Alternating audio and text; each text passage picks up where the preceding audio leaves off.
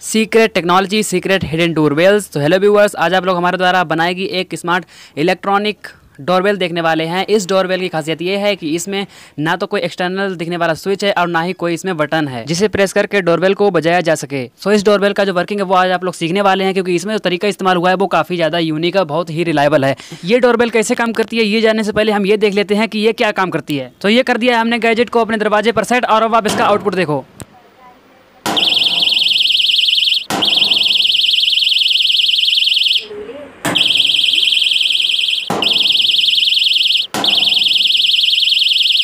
In short में मैंने आप लोगों को दिखाया कि जैसे ही हम दरवाजे को नॉक करते हैं ठीक वैसे ही ये जो डोरबेल्स है वो एक्टिवेट हो जाती है। तो आइए फिर इसका वर्किंग प्रिंसिपल देखते हैं कि कैसे दरवाजे को नॉक करने पर ये डोरबेल जो है वो एक्टिवेट हो जाती है।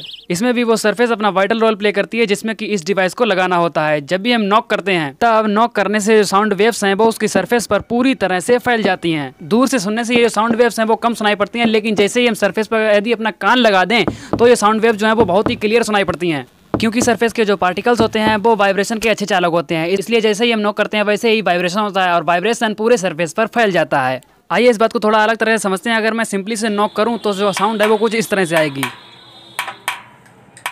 और वहीं पर यदि हम कान लगा करके सुने तो साउंड की क्लियरिटी है वो और भी ज़्यादा बढ़ जाती है और भी ज़्यादा अच्छी साउंड सुनाई देने लगती है, कुछ इस तरह से।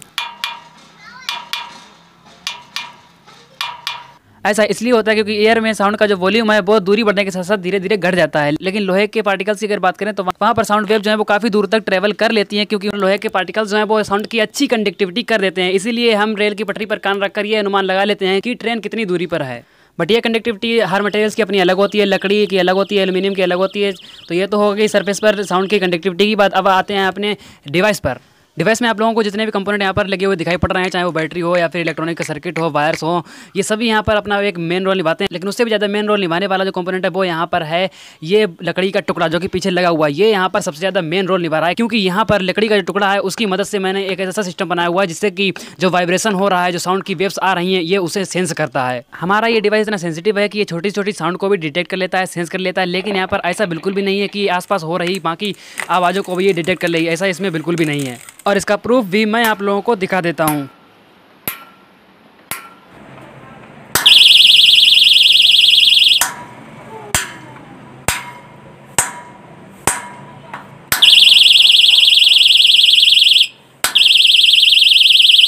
ये तो हो गया प्रूफ। अब हमारे इस स्मार्ट डोरबेल सिस्टम में दो डिवाइसेस साथ में मिलकर के काम करती हैं। इसमें हमने RF-TF 2 सर्किट मॉड्यूल यूज़ किए हैं जो कि रेडियो सिग्नल पर वर्क करते हैं, और यही दोनों RF-TF सर्किट मॉड्यूल हमारे इस सिस्टम्स को वायरलेसली बनाते हैं, जहाँ पर एक डिवाइस रेडियो सिग्नल को ट्रांसमिट करती है और वहीं दूसरी डिवाइस उन्हीं सिग्नल्स को रिसीव करती है, और बाद में उसी के अकॉर्डिंग जो हमारा बजर है वो बजने लगता है।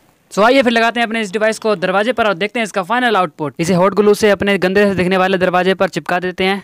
अब लेते हैं अपने बजर को भी यहाँ पर बटन की हेल्प से ऑन कर लेते हैं, और ऑन करने के बाद इसमें पीछे मैग्नेट लगा हुआ, तो मैग्नेट की हेल्प से हम इसे गेट पर लगा देते हैं। तो यहाँ पर हम अपनी बंद कर लेते हैं चोंच, so that you can increase your सोच।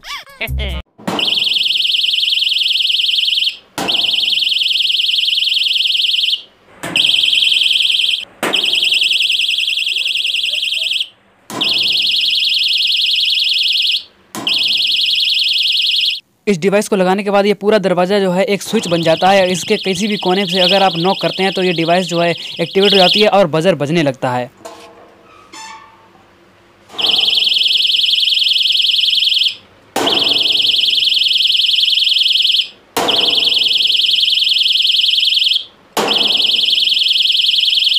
मैं इसे अपने लकड़ी के गेट पर ट्राई करता हूँ।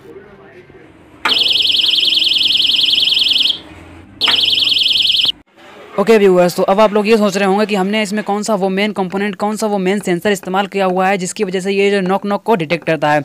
तो व्यूअर्स, जो प्रोसेस मैंने आप लोगों को बताया, इसके वर्किंग प्रिंसिपल जो मैंने आपको बताया, उससे देखते हुए आप लोग समझ चुके होंगे, इसमें कोई बड़ी बात नहीं है इसे बनाना। तो अब आप लोग अगर समझ चुके हो तो मुझे कॉमेंट में जरूर बताना कि मैंने कौन सा सेंसर यहाँ पर नॉक को डिटेक्ट करने के लिए लगाया हुआ है। और आपकी जानकारी के लिए मैं आपको बता दूँ कि मैंने इसमें किसी भी तरह का पीएजो इलेक्ट्रिक वाइब्रेशन सेंसर या फिर नॉक सेंसर इस्तेमाल नहीं किया हुआ है। तो मिलते हैं हम लोग अगले वीडियो में। Bye bye.